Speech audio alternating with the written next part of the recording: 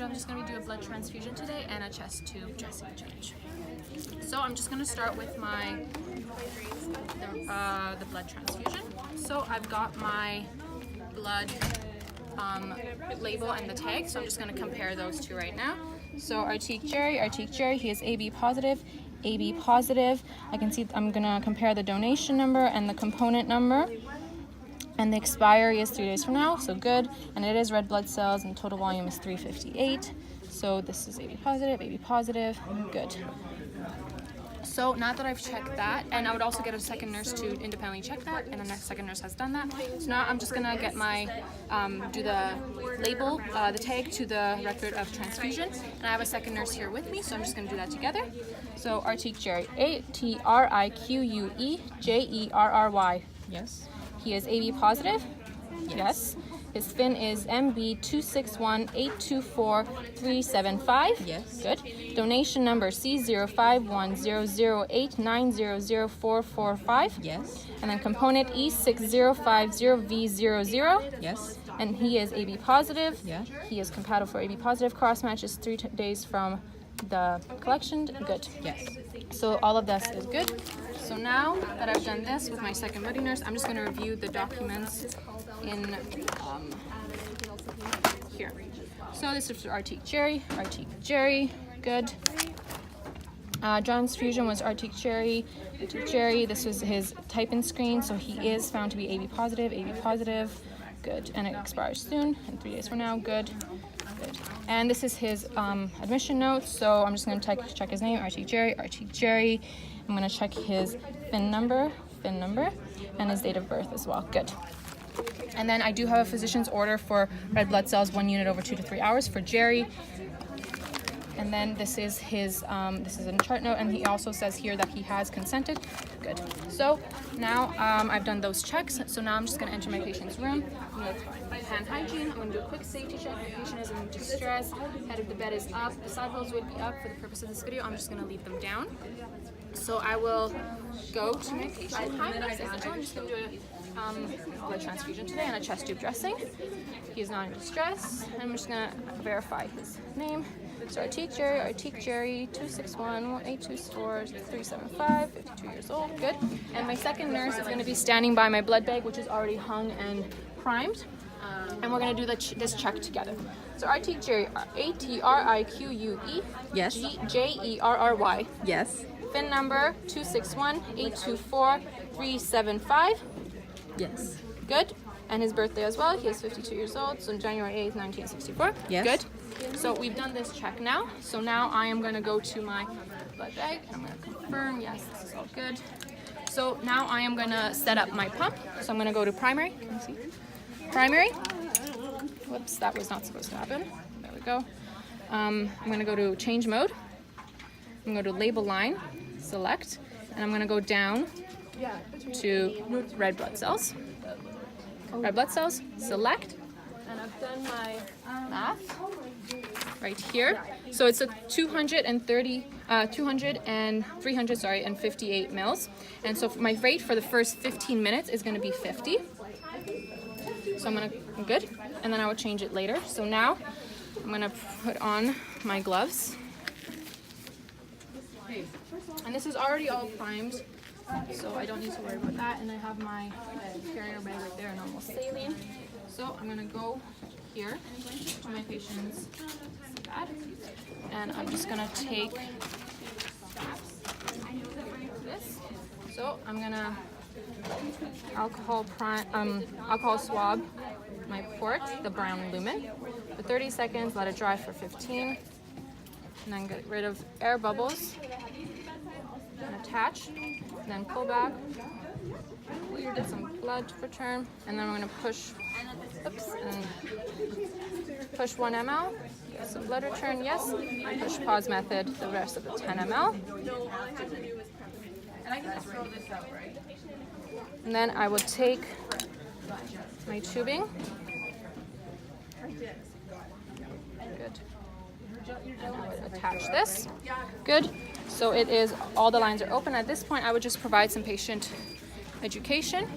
So this is going to be a blood transfusion that you need for the blood loss you got. It's going to be red blood cells. Do you still consent? Okay, great. And some side effects or adverse reactions that we want you to report is if you feel any nausea or vomiting or rash, itchiness, chest pain, back pain, chest tightness.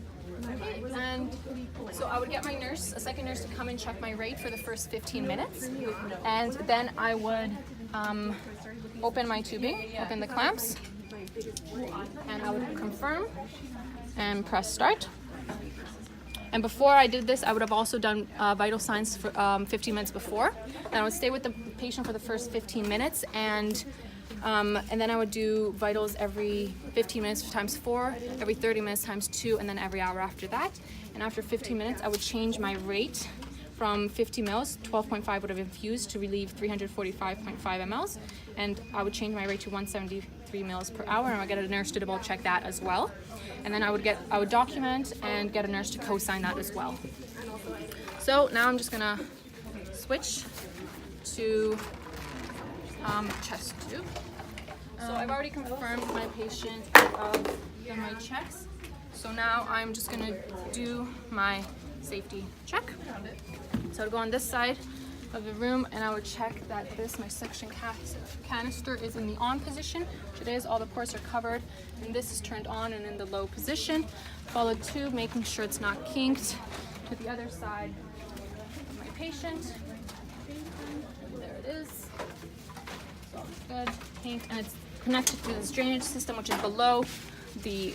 It's on the floor. There's a syringe if I need to fill it with extra fluid needed. The dry suction control is at 20 at the level prescribed, which is 20 centimeters, and the orange ball is in sight. I can look here at the air leak chamber, which detects air leaks, and I can see some turbulent bubbling when there should only be champagne bubbling. So the patient would need to have these 4 steps here. So I would lift my patient's gown and lift their arm above the head, just that. And I would take these, and I would just clamp closest to the chest. And if the bubbling stopped, that means there's an air leak above that. And so I would check if the dressing is occluded or occlusive, or if there's a leak, so I would change that. And if it's still bubbling, then I would call the doctor. So going down again once, this is the water leak chamber seal. So this would be increasing, and there would be some tightening with inspiration, expiration. And this is also the where the drainage is. So I would look at the previous drainage from the previous shift, see how much was drained, the characteristics, and then I would mark up at the start of my shift where it is. And then at the end of the shift, I would look how much drained and note the characteristics. So now I'm ready to start my dressing. So I'm going to put on some gloves.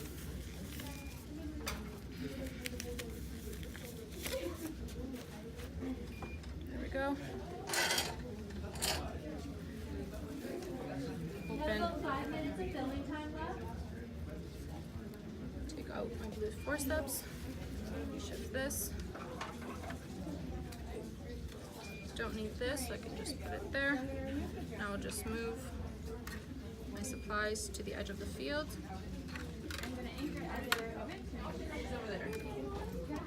Chloe, is this all?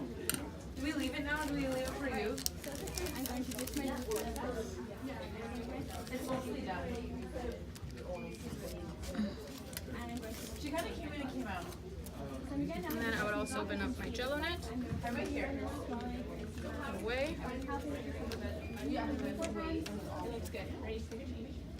There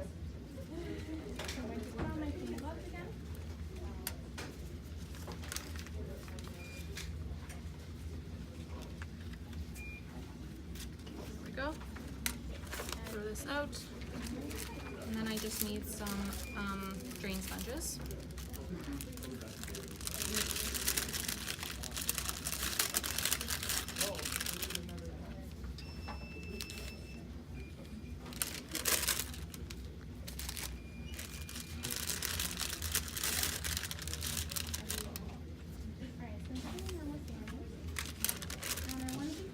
There we go. So now I would take off my old dressing.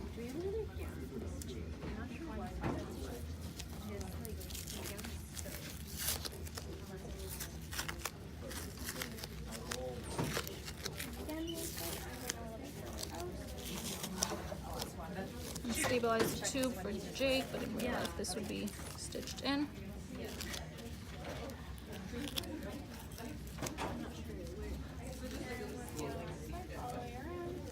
Now just examine it. There are no signs of infection, no subcutaneous emphysema.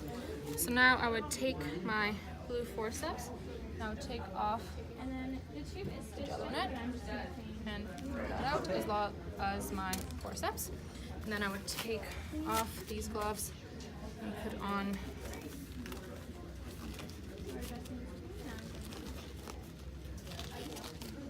new ones.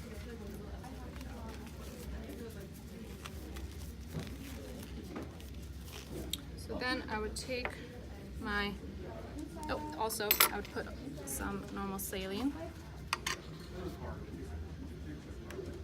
There we go.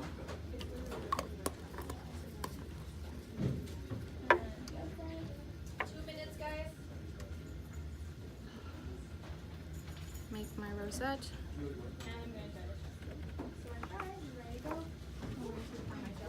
Do a circle.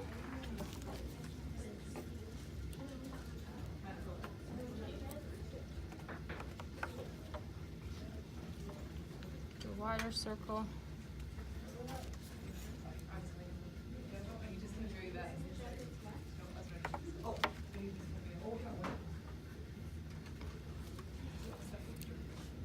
Then I can just do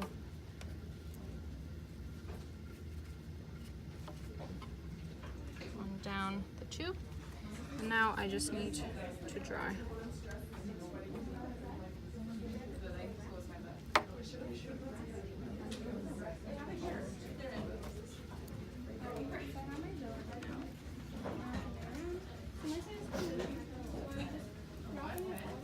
This one. So now I would take my forceps, put on my jello net.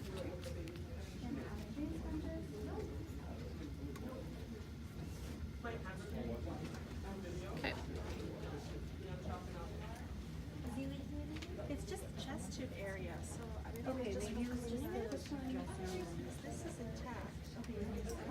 Nothing will. So I've got that. And now I would put on my jello net, or my gauze sponges. There's no tubing.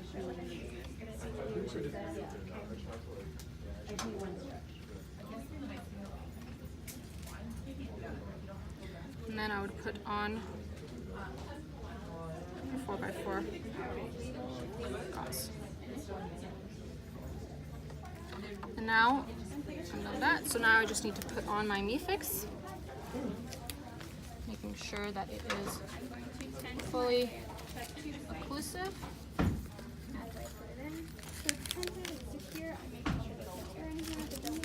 And then I just have one more piece. And this one I would date